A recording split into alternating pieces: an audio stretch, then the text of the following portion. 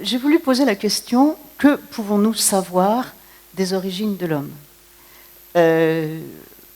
Cette question des origines me semble en effet digne d'être questionnée en rapport justement avec cette question du savoir. Est-ce que les origines peuvent être un objet de science ? Est-ce qu'elles sont l'objet d'autres types de savoir ?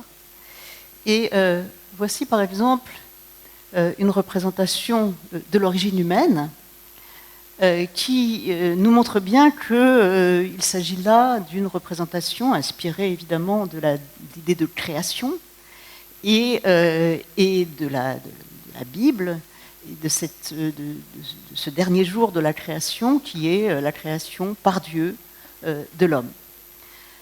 Et donc cette notion d'origine, elle a très longtemps été pensée en termes de mythes. D'ailleurs, dans toutes les sociétés traditionnelles, le mythe dit l'origine. Et dans nos propres sociétés, le récit biblique, les textes sacrés, portent aussi un récit de l'origine du monde, de l'origine des êtres vivants et de l'origine de l'homme.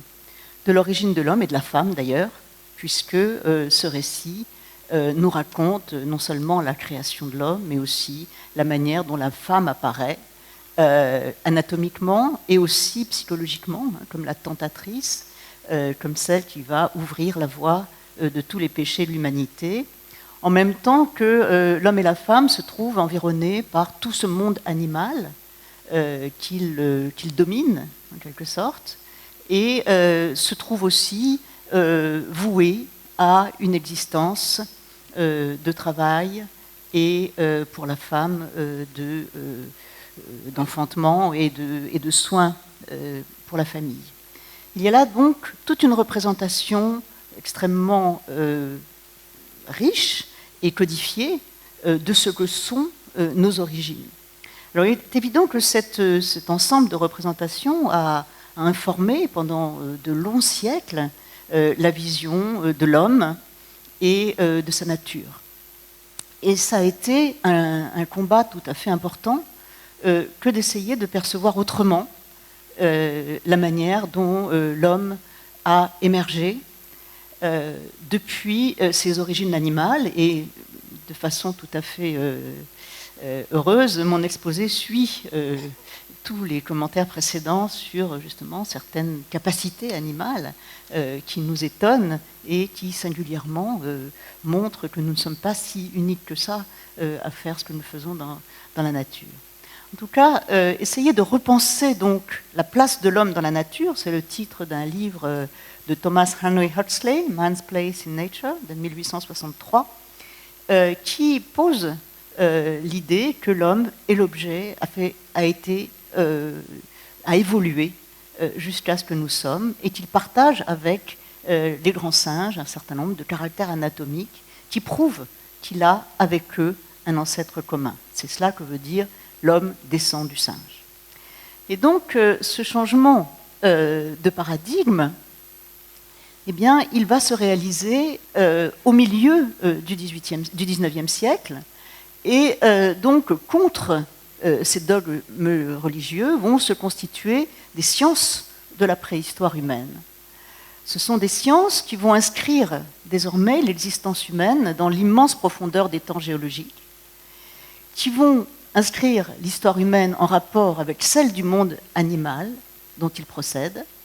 L'homme a côtoyé, alors je n'ai pas mis de guillemets, mais c'est ce qu'on appelle, ce que Cuvier appelait au début du siècle les animaux antédiluviens, ce qu'on appelle après les animaux fossiles, les êtres fossiles, et il a lui-même une existence fossile, c'est-à-dire il y a des espèces humaines qui ont disparu.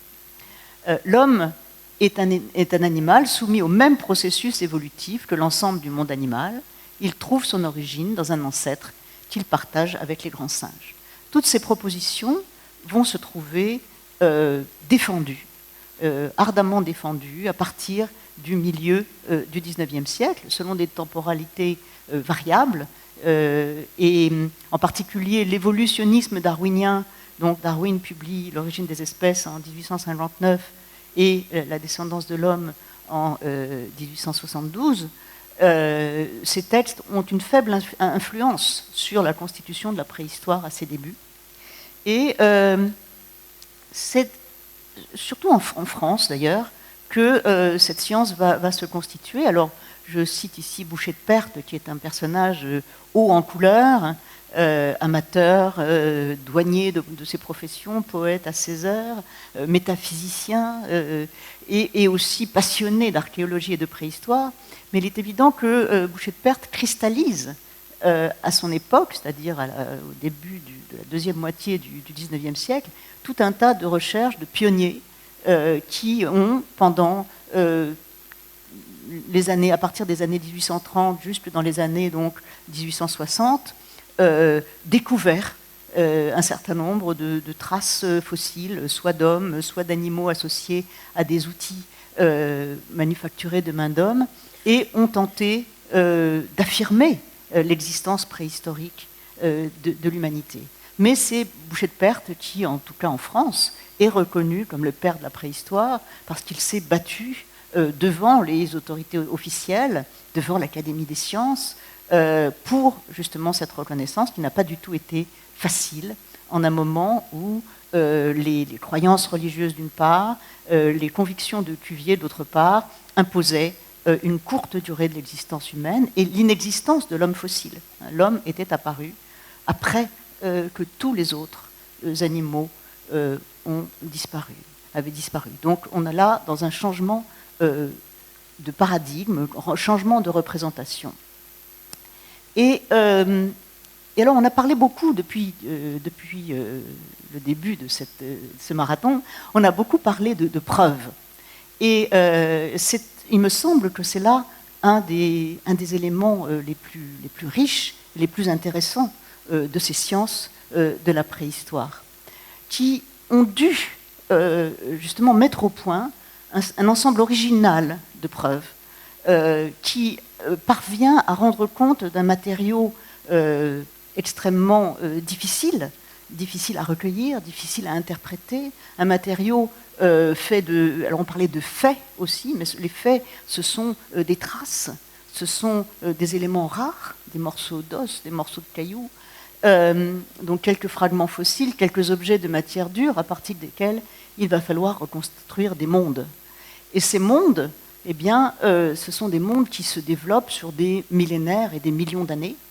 La préhistoire de l'homme en particulier, mais la paléontologie en général, sont des sciences du temps et qui ouvrent devant nos yeux une profondeur absolument inimaginable dans les modes de pensée qui précèdent. Et il faut bien voir ce que représente la naissance de ces disciplines au milieu du XIXe siècle pour le grand public. On voit vraiment s'ouvrir une profondeur absolument inouïe de l'existence humaine et qui se traduit donc par cette existence en rapport avec des animaux disparus.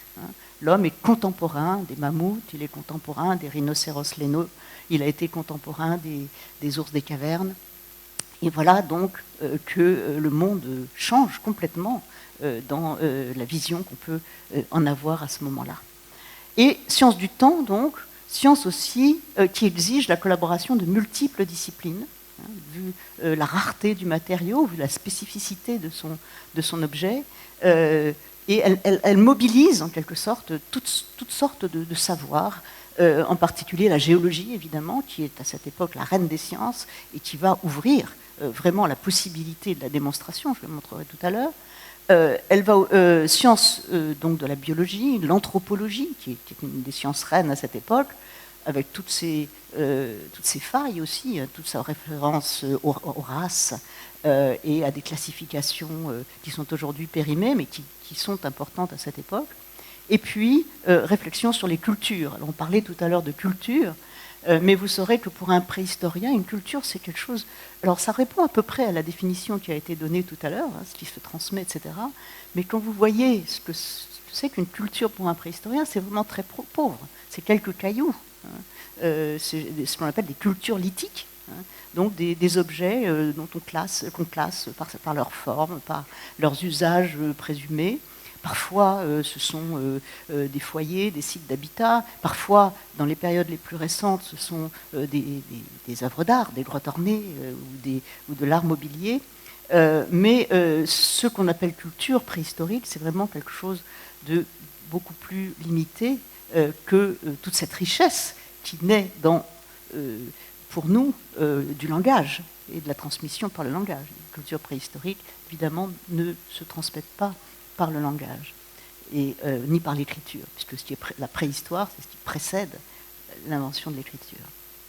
Et donc, un système original de preuve que la tradition a nommé la méthode de Zadig. Je n'ai pas le temps de vous expliquer pourquoi, j'ai écrit un livre sur le sujet, mais en reprenant le conte de Voltaire et ce personnage très, très, très brillant de Zadig, qui est capable de déchiffrer des traces et de raconter ce qui s'est passé à partir du déchiffrement de ces matériaux très, très limités. Et au fond, c'est là toute la prouesse des sciences de la préhistoire que d'arriver à mettre au point toutes ces méthodes. Alors ces méthodes, c'est d'abord, je parlais de géologie tout à l'heure, c'est d'abord des méthodes liées au terrain, hein, ce sont des sciences de terrain. Donc le savoir se fonde déjà sur une vision de l'histoire qui est incarnée par la succession des couches géologiques. Et cette stratigraphie, ce qu'on appelle la stratigraphie paléontologique, elle naît à la fin du XVIIIe et au début du XIXe siècle, mais elle est appliquée à la préhistoire de l'homme. Et voici une des premières coupes géologiques appliquées à la préhistoire, ce que Boucher de Perthes appelait l'archéogéologie, hein, en mêlant l'archéologie et la géologie, pour déterminer donc l'ancienneté des outils et éventuellement leur contemporanéité avec des vestiges d'animaux disparus. Il n'est pas encore question ici de restes fossiles humains, mais ce sont les outils qui font preuve, ce sont des objets manufacturés par l'homme qui font preuve. Et vous voyez tout en bas de cette couche, hein, ces petits objets qui manifestent donc l'ancienneté, la très grande ancienneté de ces outils de pierre taillée. Donc c'est près d'Abbeville, dans la Somme, que Boucher de Perthes avait travaillé et qu'il avait fait la démonstration de l'ancienneté de ces objets. Voici une photo historique qui est assez intéressante, justement en rapport avec cette stratigraphie. Bon, elle n'est pas très nette, mais elle date de 1858 et c'est en elle-même une preuve. C'est-à-dire que l'ouvrier ici montre, bon, on ne voit pas très bien, mais il montre un outil pris dans la couche, en in situ, sur place. Et donc cette localisation de l'objet dans le temps incarné par la verticalité de la succession des strates, cette position de l'objet signe son âge et son ancienneté. Alors, je parlais des cultures, hein, je parlais des objets eux-mêmes, et donc, bien sûr, la préhistoire passe par cette étude très fine de ces outils, et il appartient donc à Boucher de Perthes, inspiré encore une fois par d'autres, comme un certain Casimir Picard, qui était très brillant mais qui est mort très jeune, et qui avait déjà commencé à faire cette démonstration, qu'il y avait en fait deux types d'outils qu'on trouvait dans la basse vallée de la Saône, selon leur présence dans les couches de la Terre. Il y avait des outils de ce genre, des silex polis, et puis il y avait des outils de ce genre qui étaient taillés. Et pendant longtemps, on a pensé que ceux qui étaient taillés n'étaient pas encore polis, c'était des essais ratés en quelque sorte. Et il appartient donc à Boucher de Perthes d'avoir fait la démonstration que pas du tout, qu'il représentait en fait deux époques et deux types d'activités humaines. Et c'est le sens de son mémoire Antiquité celtique et antédiluvienne. Celtique, c'était donc ces fameuses haches polies, bon, et antédiluvienne, ce sont ces bifaces taillés. Alors évidemment, ces mots, aujourd'hui, sont caducs, et très vite, ils vont être caducs. À l'époque même de Boucher-de-Perthes, on ne parlera plus de celtique et antédiluvienne, on parlera de paléolithique et de néolithique. Ce sont des mots qui ont été inventés en 1865 par John Lubbock, le préhistorien et anthropologue anglais, pour désigner cette succession. Et évidemment, bien sûr, on va très rapidement arriver à montrer on va raffiner ces classifications et on va montrer qu'il y a toute une succession de cultures, chacune caractérisée par des types d'objets différents et dont on peut montrer la succession. Alors, à ces preuves donc archéologiques s'associent les preuves paléontologiques, et je vous ai dit tout à l'heure que la démonstration, la preuve est faite précisément par l'association stratigraphique de ces deux types d'objets, c'est-à-dire une hache taillée, de main d'homme, et une dent inférieure de mammouth, d'éléphant fossile.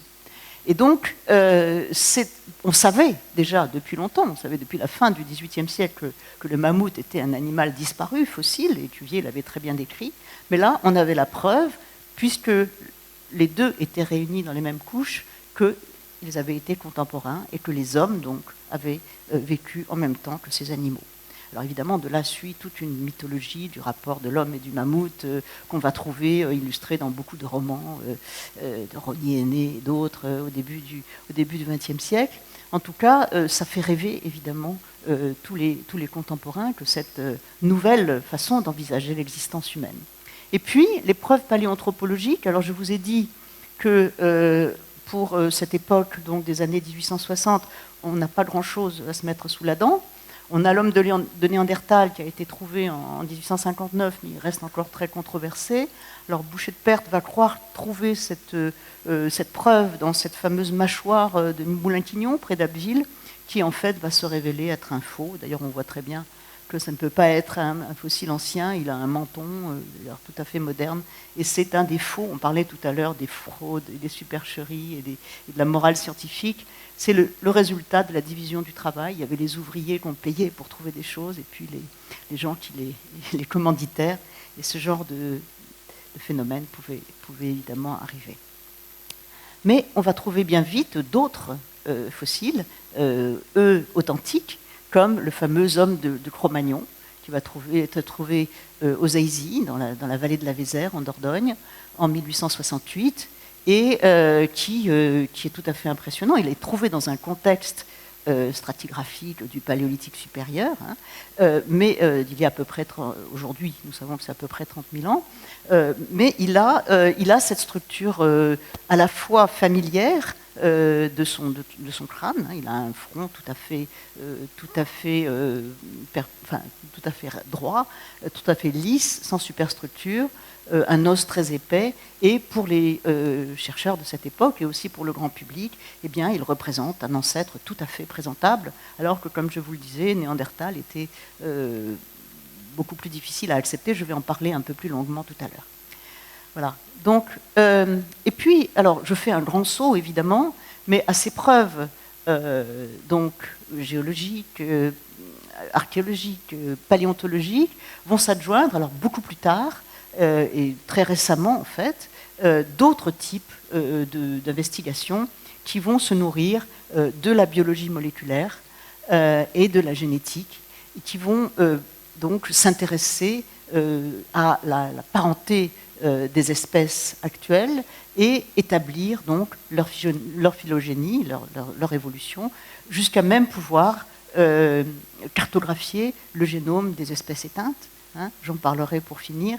Vous savez qu'aujourd'hui, il y a toutes sortes d'expériences qui ont été faites et qui ont réussi pour cartographier le génome des espèces fossiles, qui nous permet d'en savoir bien plus sur ces êtres éteints.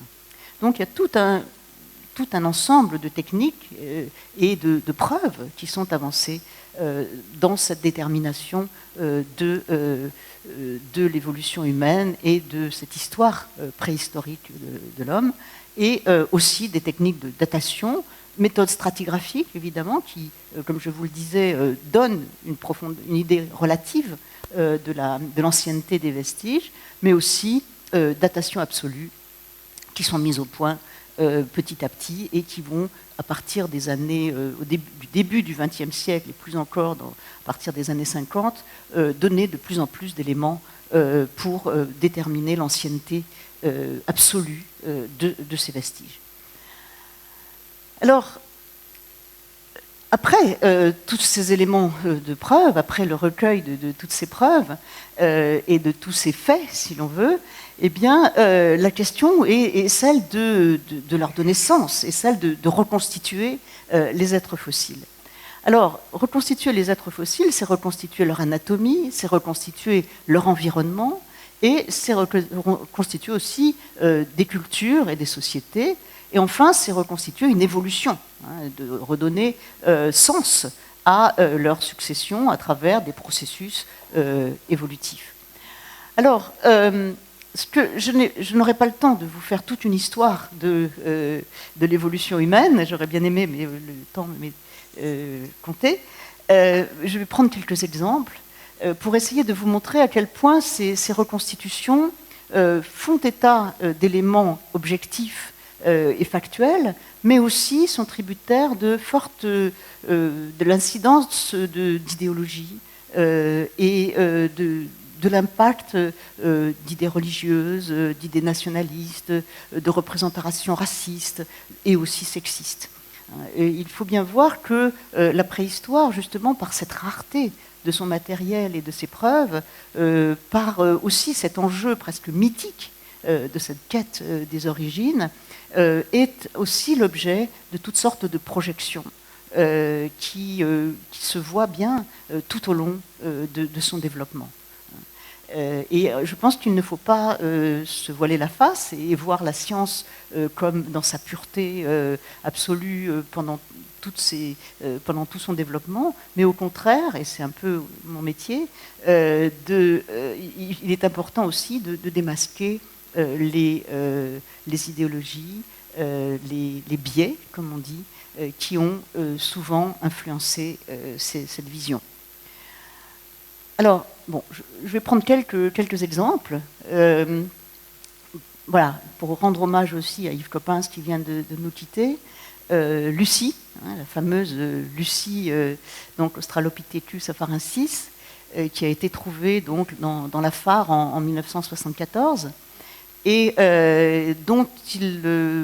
qui a été célébré comme le fossile le plus ancien connu à l'époque, 3 millions d'œufs. 3 millions d'années, et aussi le plus complet. Alors, ce qui était intéressant, c'est qu'à travers ces restes de squelettes, qui sont quand même assez dispersés, eh bien, on peut reconstituer par symétrie l'ensemble du squelette, sauf la tête, il n'y avait pas le crâne. Et donc, ce qui est intéressant, c'est ce que je veux vous faire sentir, c'est à quel point de ce matériel-là, ce matériel osseux, eh bien, qui est quand même très décharné, très dépouillé, eh bien, on arrive à des images comme celle-ci. Et il y a une abondance de représentations de Lucie. Je ne vous ai pas fait toute la galerie des représentations de Lucie, celle-ci en est une, mais il faut bien voir que la représentation d'un être fossile, comme on en trouve souvent et dans les images des livres et dans les illustrations, même des traités ou des ouvrages de vulgarisation, mais aussi dans les musées, mais aussi dans beaucoup de lieux de monstration de la préhistoire, eh bien, il y a des choix, évidemment, qui sont faits. Le choix, d'abord, évidemment, de la représenter bipède, ce qu'elle est, enfin, ce que montrent les éléments que nous possédons de son squelette. Le pied opposable est déjà un choix un petit peu plus discutable quand on sait qu'on possède des traces de pas qui datent exactement de l'époque où Lucie a été trouvée et qui montrent un pied parfaitement semblable au nôtre. Donc, il y a déjà là un choix un peu bizarre. la couleur de la peau, le revêtement pileux, et puis aussi le fait que c'est une femme. Moi, j'ai beaucoup travaillé sur la question des représentations des femmes dans la préhistoire, et il me semble, enfin, j'ai un peu lu la littérature, et au moment où ce fossile a été trouvé, il a été tout de suite nommé Lucie. Il n'y avait aucune raison de le nommer comme une femme, il a été trouvé en miettes. Et le bassin lui-même ne fait pas vraiment preuve chez un être aussi ancien et dont le crâne n'est pas très, très développé, ce qui n'implique pas un élargissement du bassin considérable pour les femmes. Et donc, mon hypothèse est que si elle a été nommée comme une femme, Lucie, dès le jour de sa découverte, c'est peut-être que surgissait à ce moment-là, en 1974, aux États-Unis en particulier, en Angleterre, dans les pays anglo-saxons, tout un mouvement féministe qui tentait de redonner une place aux femmes dans les sciences de la préhistoire. Donc c'est une des hypothèses. Donc, si vous voulez, cette reconstitution, elle matérialise beaucoup de choses qui importent en quelque sorte des représentations, de la fiction, et peut-être aussi donc des prises de position plus ou moins idéologiques. Alors je voudrais le montrer de façon encore plus insistante sur les différentes représentations de l'homme de Néandertal, qui sera le deuxième exemple que je prendrai avant de développer l'aspect d'évolution. Donc je vais aller assez vite sur ce point.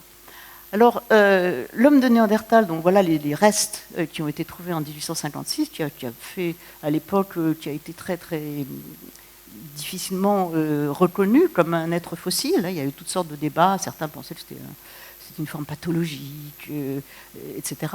Et donc qui a fini par être reconnu comme un être fossile quand on a trouvé d'autres vestiges, en particulier à la Chapelle aux Saints en 1908.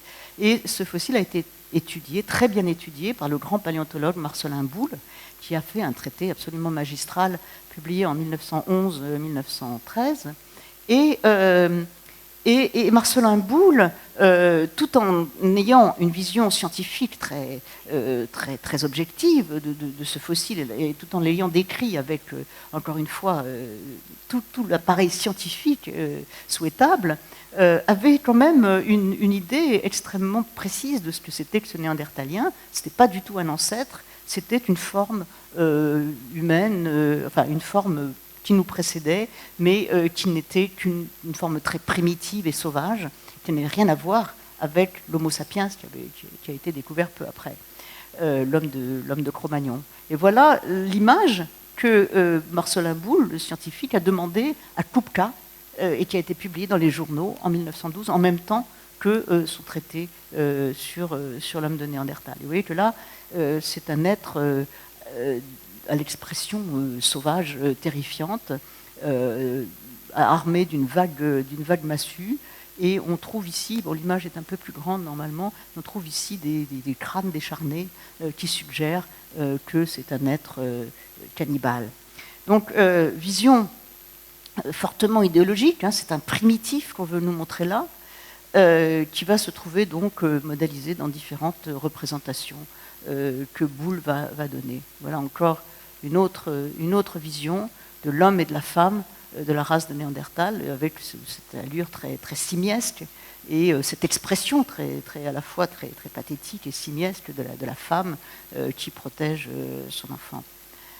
Donc on est à peu près à la même période. Voilà encore, c'est Wells qui écrit un traité sur l'origine de l'homme et qui donne aussi cette image du roux de Néandertalien roux et sauvage et cannibale, toujours les restes de crâne qu'on trouve là. Et la femme derrière, suivant son conjoint. Alors, d'autres images ont été produites, par exemple celle-ci, due à Henri Martin, c'est d'une femme, elle a changé plusieurs fois de sexe, on ne sait pas très bien si c'est une femme ou un homme, aussi à l'allure assez hébétée. Et voilà encore une image qui a été donnée au musée de Chicago jusque dans les années 70, qui a été faite dans les années 30, et où on voit donc ce couple de Néandertaliens à peine vêtus et à l'allure tout à fait misérable. Même chose aux Zaïsis, où on trouve cette figure dont le roi Gourand disait qu'elle matérialise 50 ans d'erreurs scientifiques. On voit aussi ce Néandertalien avec le pouce opposable, l'allure hébétée. Alors, plus vivantes sont les incarnations des Néandertaliens qui sont faites en particulier par Charles Knight aux États-Unis à partir des années 30, où on voit donc des scènes de chasse d'une population néandertalienne quelque peu sans défense devant des carnivores, ou encore celle dans les années 50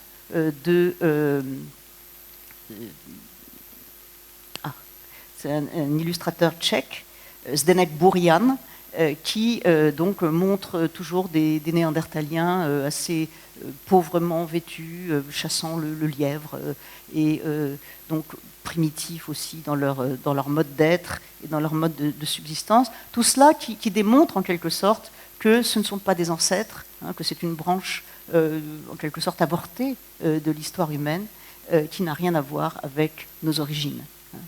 Alors les choses vont un peu changer lorsque dans les années 40, certaines visions scientifiques vont proposer que les Néandertaliens sont en fait des ancêtres de notre espèce. Et ici, c'est une image qui est due à Carlton Kuhn, un anthropologue américain, qui dit que si on rencontre un Néandertalien bien coiffé, bien rasé et bien habillé dans le métro de New York, on ne le reconnaîtra pas comme différent des autres passagers. Donc voilà, les Néandertaliens s'humanisent et ils entrent en quelque sorte dans notre pédigré, dans notre histoire.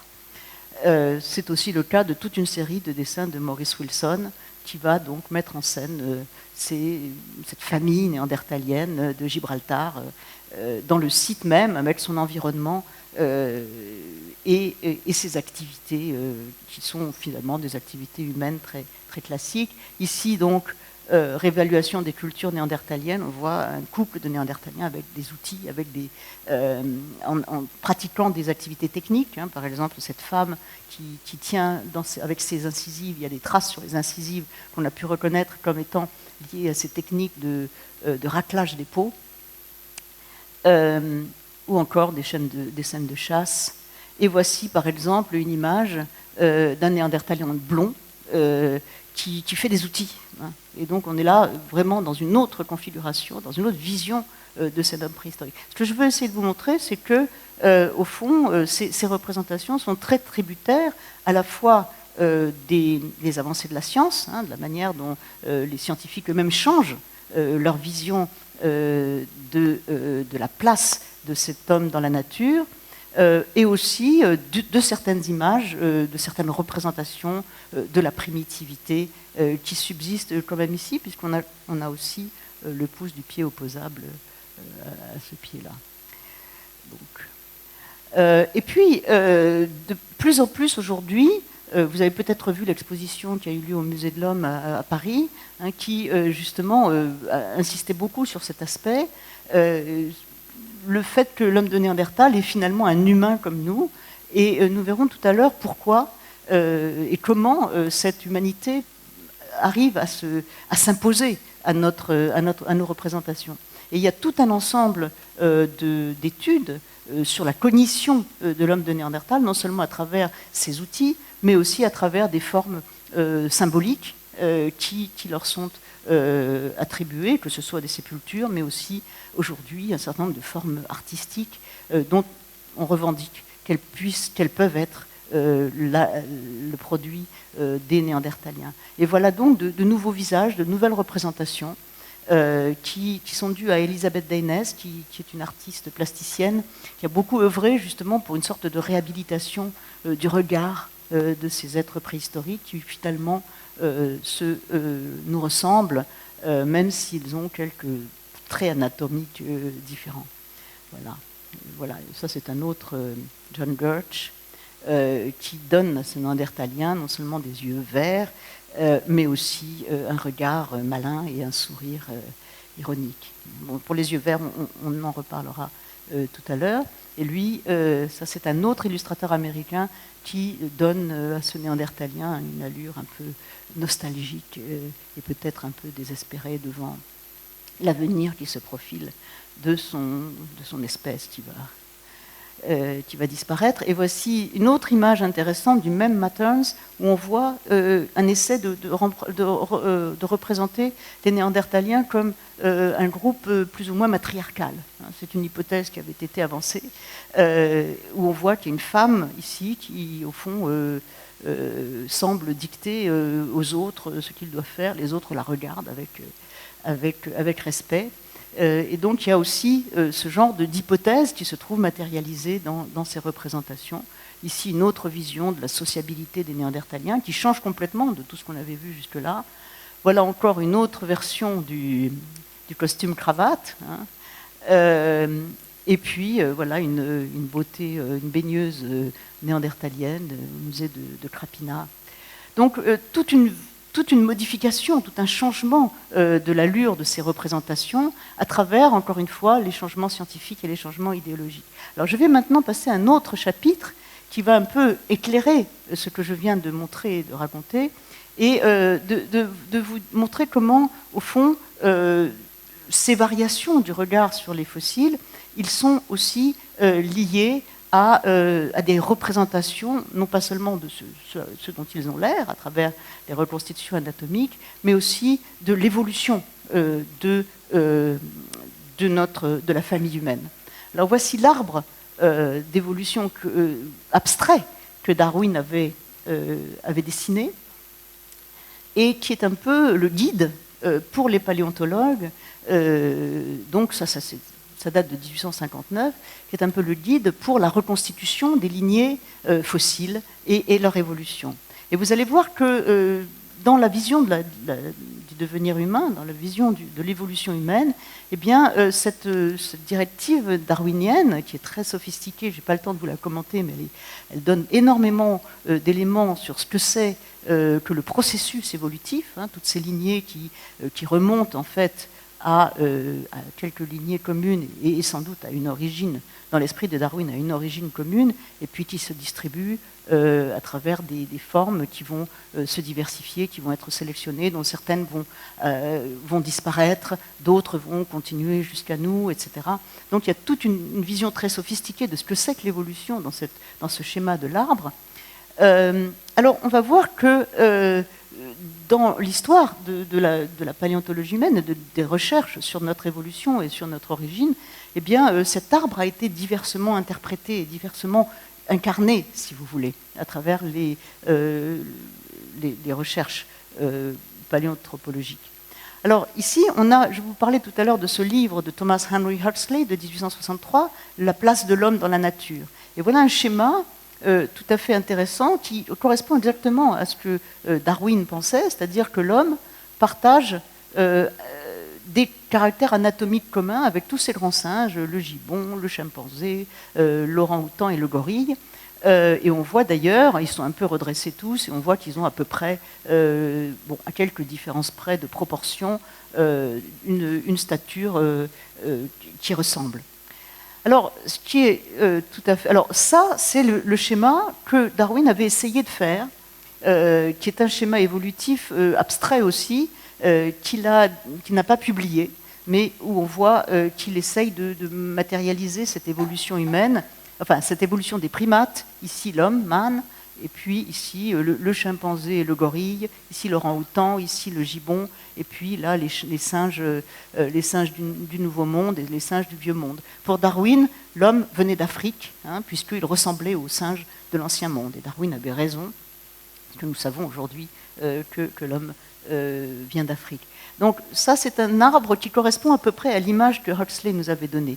Mais dans la préhistoire de l'homme, eh bien, ça a été assez difficile d'incarner les fossiles qu'on connaissait dans des arbres. Quand on connaît un ou deux fossiles, on ne peut pas tellement faire un arbre, on fait une colonne. Hein. Et c'est ce que fait, par exemple, le Mortillier en 1880. C'est pas un arbre, c'est juste une succession dans le temps.